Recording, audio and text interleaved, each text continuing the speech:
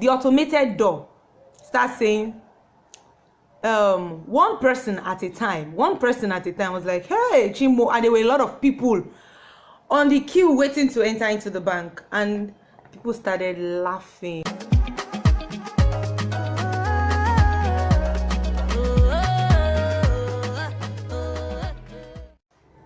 Hello everyone, my name is Olufumilola and you're welcome to Miss Olufumi Vlogs. Yeah, thank you so much. I know it's been long. I uploaded the video last. I know, and I'm very sorry about that. Anyways, I'm here today with lovely content for us. So I'm sure you've seen the title already. It is about the struggles of being a big, beautiful woman in Lagos, Nigeria. So I have 10 points here that I'm going to discuss with you. We are going to discuss together, because after I've mentioned those points and I've discussed them, I would like for you to also put your own opinion in the comment section. Do you understand? So I would know the ones that I forgot to mention and the ones I maybe skipped or didn't explain well. Yeah, anyone who knows Lagos State, we all know that Lagos is the heart of Nigeria. It is where the hustle, the bustle, and every good thing happens in Nigeria. In short, Lagos State is like, it's like the mega city of Nigeria. I beg to differ, or anybody can disagree with me, but in my own opinion, that's what I think. And I can be a little bit biased because I'm from Lagos State, so it is understandable. Anyways, back to the matter at hand. The struggles of being a big, beautiful woman in Lagos, Nigeria. Number one is catcalling. Yeah. Wherever you go, especially if you go into those major markets where you encounter those market sellers, especially the men, that they will see you, and you hear different kind of things. Especially if you're on the plump side, if you're big, you hear things like my type, my taste, hey, Orobo, come here. You know, they'll just be calling you different names. We know it is normal it is not normal anyways. We know it happens a lot for women to get catcalled in the market or on the road. But being a plus size woman, it is worse. Like, they would call you different names. Although there are some that might sound endearing, but I don't think catcalling is endearing for me. It is not endearing for me. It can be annoying sometimes. Anyways, you start hearing things like my type, my taste. Come now, they'll be dragging you, pulling you. Orobo, biggie, heavy. See how she fat. You know, all those type of things. They can be annoying sometimes, or they can be embarrassing. Number two is guys feeling threatened by me. As a plus size woman, as a plus size lady that I am, when I meet someone for the first time, and maybe I might have seen them once or twice in my life, or maybe 3 times, and maybe the opportunity for us to communicate now comes up, and you will say everything like, oh, you're so nice, I did not think you would be this nice, I thought you would be rude, or you would be mean, or I just thought you're going to be standoffish, or you're going to be someone that is going to be proud or something. Maybe because of my size or the way I look, you automatically think that I'll be proud or I'm going to be rude to you. And some guys saying, oh, maybe years after knowing them, saying, oh yeah, I really liked you then, but I couldn't tell you because I was scared. Maybe you will be, you know, some stupid things like that. Like, I was really scared of telling you that I liked you because I was threatened by your size. How does that happen? How? Why? Even if I would not be interested, it is not bad for you to tell me like, oh, you like me or this or that. But I found out that a lot of Nigerian men or Lagos boys, I wouldn't call them men, Lagos boys are threatened by woman's size. Which takes us to number 3. This number 3, it is more like a shade or like a story, because all these things I'm saying, I'm not generalizing it for anybody. I am just trying to make sure, I'm just trying to say my own opinion, or just to tell my own side of the story, because the Lord has, like, I can only say things from my own perspective and not for every other plus size woman out there. So what I put in number 3 was something that happened to me like about 2 or 3 years ago. I went to the bank, and as I was about to enter the bank, I'm not going to mention the name of the bank just because I don't want any issue. Anyways, as I was about to enter the bank, the automated door starts saying one person at a time. I was like, hey Chimbo, and there were a lot of people on the queue waiting to enter into the bank, and people started laughing. Like, how would you put I don't know, a size or a weight limit on the door? I don't get that. You that are now on the bigger side, you would not be, you would get embarrassed when the automated door is making noises and saying one person at a time when you are just one person. Imagine that kind of disgrace. Anyways, banks that are still doing that, please and please stop it. Thank you. Which moves us to number 4. Yeah, number 4 is, I think this one can be general for all of us, if not most of us, if not all of us. Number 4 is about age. AGE, age. A lot of people just assume that you are way older than you are. Especially me. I don't know, maybe it happens to every other plus size woman out there. If it happens to you, if you know you can relate to anything I've said in this video, please just put it in the comment section. I remember there was someone that actually, I don't like telling people my age. It's not because I'm not proud of the age or anything, but I just don't like the reaction you get from Nigerian people generally. They would make sarcastic, irritating, and stupid comments sometimes. I remember telling someone my age, and the person said, oh, you look like you're 15 years older. Who says that? Who says that? Oh, sorry. Let me speak Yoruba. Who says that? How would you say that someone looks 15 years older after telling you their age? It is uncalled for. Even if you're thinking it, keep that opinion to yourself. Which takes us to number 5. Yeah, number 5. Number 5 is about bus seats in Lagos buses. If you enter inside Lagos bus, if you enter any Lagos bus, they are always trying to maximize their seats and maximize profit. It doesn't matter. Your comfortability does not matter to a Nigerian bus driver. Doesn't care if you are going to sandwich yourself or you are going to sit on top of each other. It is none of a Nigerian bus driver's business. So far, his money is complete.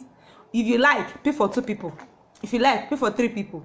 But you don't want to pay for 2 people because people will start looking at you somehow. So anyways, in a Nigerian bus, as a plus size woman, you find out that you're always uncomfortable in the bus. Especially someone like me that is tall and also big.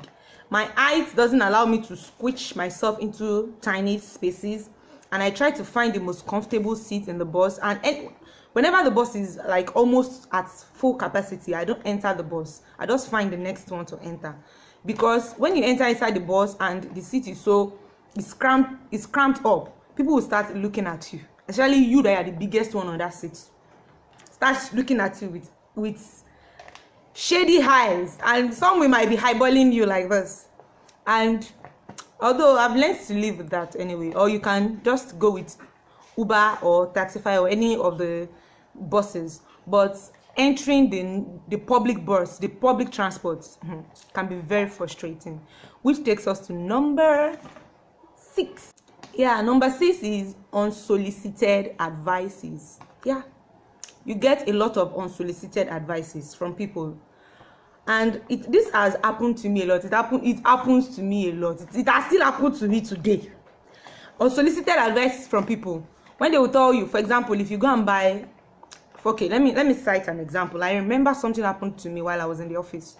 I was on a fast, and I was about to break the fast, and I was just craving something sugary, maybe because it was that time of the month, and I decided to buy soft drink, the sugary drink. And one elderly man in the office just called me and said, my darling, they are going to sound so nice and naive, and they're going to sound like they care about you so much, but please let me do this PSA for everybody. Please, if you don't have anything nice to say to anybody, either they are plus size or they are slim, please don't say it. You are not the one that is going to point out to them that they are big or they are fat. They know it. You don't need to. You like, it's none of your business. Like, that's just the truth. It's none of your business. Just except the person asks for your opinion or asks you for advice. But aside from that, please don't do that. And the man started advising me, saying, oh, my daughter, you're not supposed to be taking this. Don't do this. Don't do that. In the presence of everyone. And I was so embarrassed that I don't even think I could take the drink anymore. And I really felt like it. And it was not his place. That was just it. Another thing is, I remember going to see someone, and the person seeing me for the first time in a long time. The first thing I heard from the person is, I've not even lost any weight. You just I thought you would have lost some weight now. So you're just getting fatter every day. You're seeing someone for the first time in months, and the first thing you're saying is, and you're just getting fatter every day. I thought you would have lost some. You need to work on your. Why? No, why?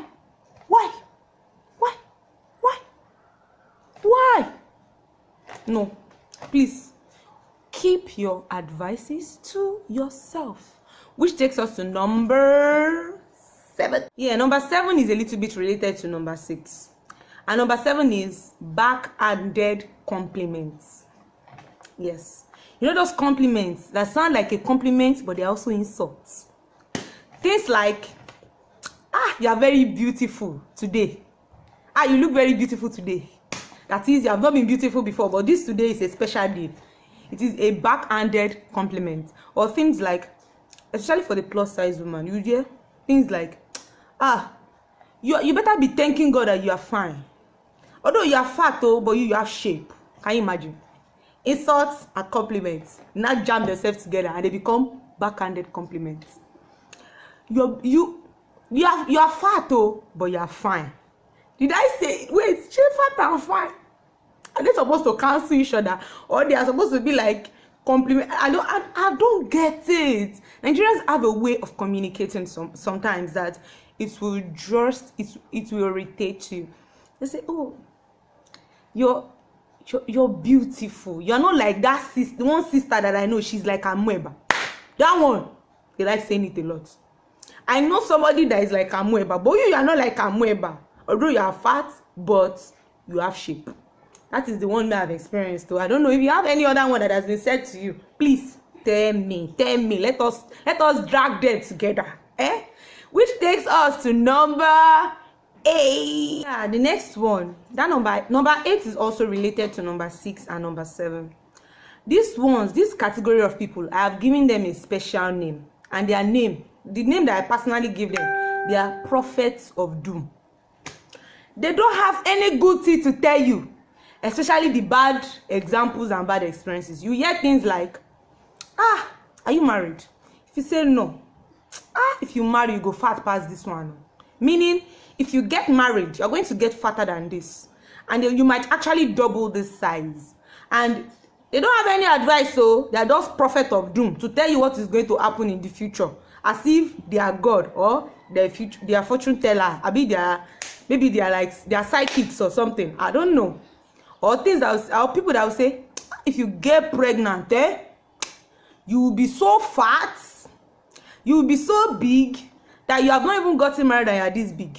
By the time you get married and you have children, you'll be so fat that, yes, I remember something, that they will need to break the door of your house for you to, oh my God, Nigerians can be mean. Nigerians can be very mean. Which takes us to number 9. Yeah, in number 9, excuse me. Number 9, they are the kingdom of liars. The one that will see you and they will dash you lie. Maybe you have been feeling bloated and you can see it from evidence that you are fat or that you have gained a little bit of weight. And they'll start telling you things like, oh, you've lost weight.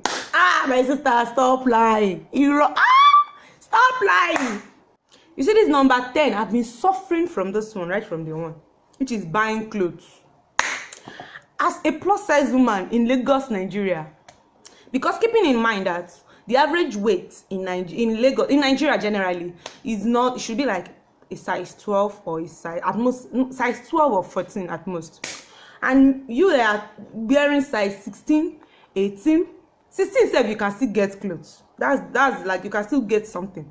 But 16, 18, 20, 22, you need to go and shop in the grandma's shop. To see clothes is wahala. To now see trendy, pretty clothes is another palaver.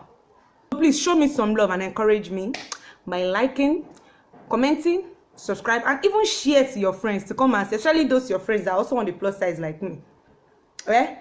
Share it for every one of us to see, so that we can relate, and you know, and we can share our struggles together. If there's anything I didn't mention, please write in the comment section. Thank you so much for watching. I love